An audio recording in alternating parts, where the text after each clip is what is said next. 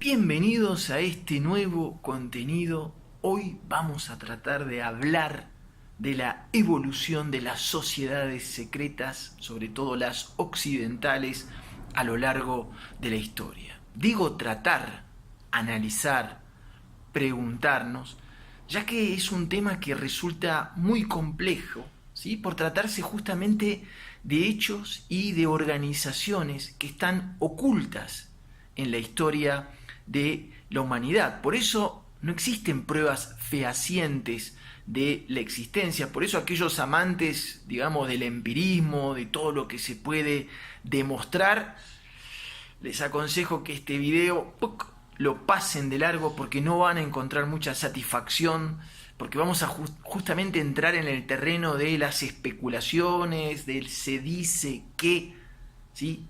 Pero lo real, ¿sí?, es que es muy difícil pensar que estas sociedades, estos grupos, estas élites, ¿sí?, no existan y no tengan una influencia importante en todo lo que es la geopolítica mundial. Bien, entonces en este tema difícil de abordar a nivel, digamos, científico o empírico, nos vamos a adentrar. Lo primero para entender es que según el esoterismo, ¿sí?, o el ocultismo, a ver si se entiende esto, las sociedades secretas basan su poder, ¿sí?, en un conocimiento oculto que de alguna manera les permite controlar la mayoría de la población del territorio determinado en el que se encuentran, ¿sí?, según su conveniencia e interés, mediante de alguna manera la manipulación de la realidad a su favor. En lo que es toda la tradición o la cultura, ¿sí?, en Occidente, la mayor parte de este conocimiento oculto se basa justamente en el esoterismo hebreo, que podríamos denominar comúnmente como la Cábala. Cábala, que es una palabra hebrea que viene de la palabra kabel, que significa recibir, y que de alguna manera consiste en desvelar una serie de códigos, ¿sí?, que se encuentran ocultos en los textos sagrados, como en el Antiguo Testamento, ¿sí?, textos y significados ocultos que justamente permiten comprender el funcionamiento de los mundos energéticos, que permiten, bien aplicados, materializar la realidad a la conveniencia de la persona que maneja, ¿sí?, esta herramienta. Lo que es importante entender también que para aquellos que quieran profundizar, los preceptos, ¿sí?, de la Cábala se encuentran resumidos en esto que se llama el árbol de la vida, que es podríamos decir, una tecnología energética o espiritual, que consiste justamente en entender de que esta esfera llamada Sefirot representa el mundo físico, y se trata justamente de entender y de aprender cómo, conociendo el funcionamiento del mundo energético, que son las esferas de arriba, uno puede aprender a materializar, según lo desee, a conveniencia, en el mundo físico.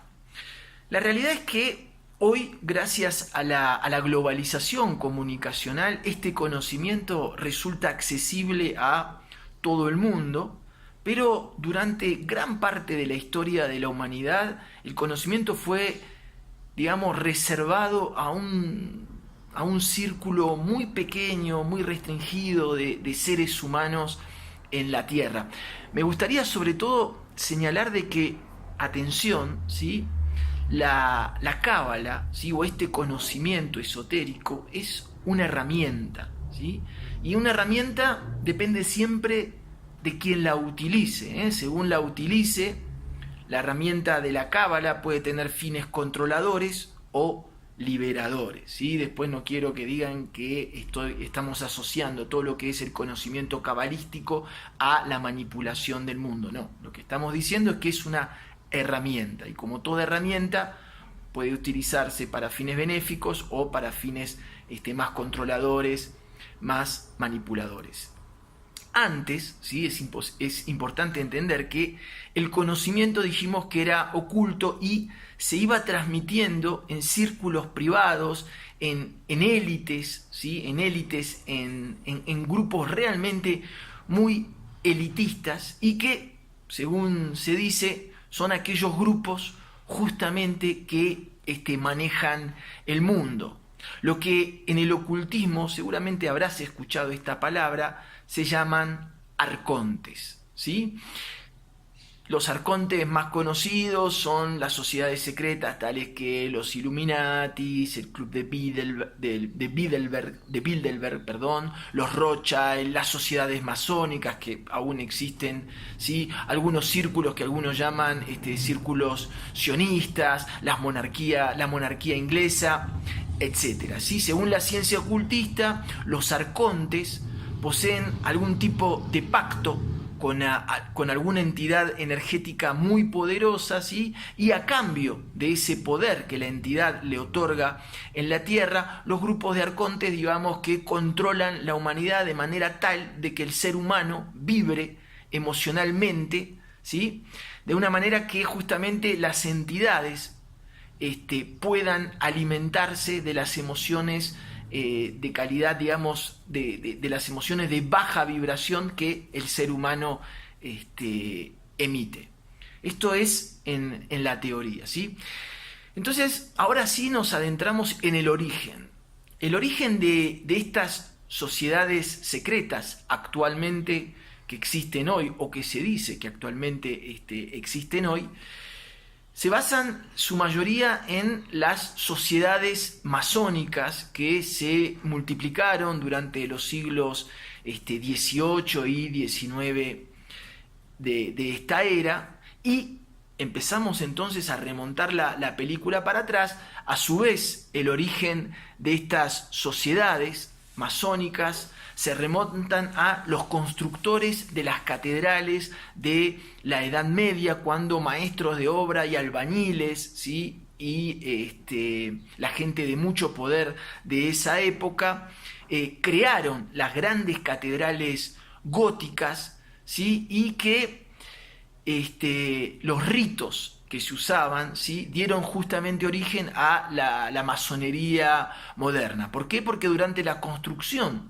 de estos edificios se procedía a una serie de ocultamientos respecto a la modalidad de construcción que justamente permitía alcanzar alturas considerables mediante, entre otros elementos, la invención de un nuevo tipo de arco que se llama el arco de tipo ojival, que permitía a su vez alcanzar alturas, ¿sí? Cuando uno observa las catedrales hoy en día, uno se da cuenta que alcanzan alturas muy importantes, pero esas alturas se pueden cubrir con una serie de vidrieras que permiten la entrada de la luz. Si uno ve, por ejemplo, las construcciones más antiguas, ¿sí? Del siglo XII, del siglo XIII, uno ve que pueden alcanzar alturas, pero que siempre las ventanas, las entradas de luz son muy diminutas, ¿sí? De ahí que numerosos símbolos de la masonería tengan que ver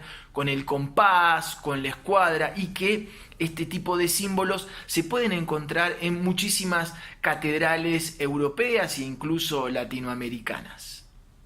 Bien, si seguimos entonces remontando en la actualidad, digo, de los constructores de las catedrales, la transmisión, o seguimos para atrás la película de esta transmisión de este conocimiento esotérico, diríamos que el origen más inmediato a los constructores de catedrales, origen a la vez de, como dijimos, las sociedades masónicas modernas, ahí entramos en que, según dicen los especialistas del ocultismo, serían los templarios, ¿sí?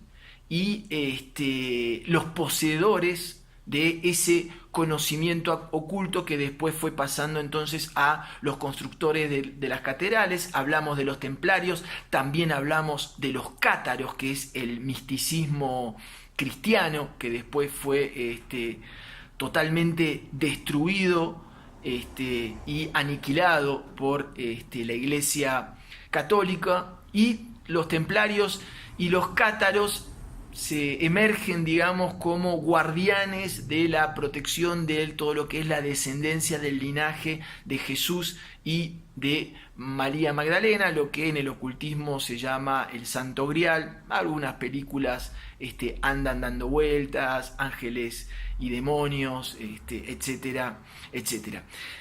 Si queremos seguir remontando la película de la transmisión y el origen de las sociedades secretas occidentales, ¿sí?, nos tenemos que trasladar al cristianismo primitivo, ¿sí?, sobre todo lo que encontramos muchos vestigios de este conocimiento esotérico en todo lo que son llamados los gnósticos. Los gnósticos es el cristianismo primitivo desarrollado en Egipto, y antes de ellos tenemos que ir al conocimiento transmitido por Jesús, según algunos especialistas, uno de los grandes cabalistas de la historia. Jesús lo habría heredado, ¿sí?, Jesús como judío lo habría heredado de sus maestros judíos. Algunos dicen que es la secta judía de los esenios, ¿sí? El judaísmo, a su vez, lo heredó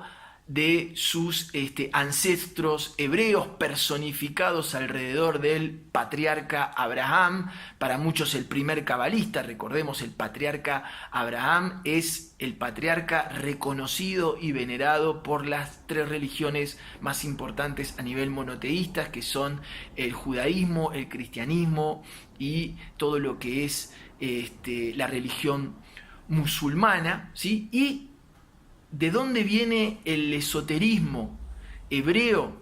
¿Sí?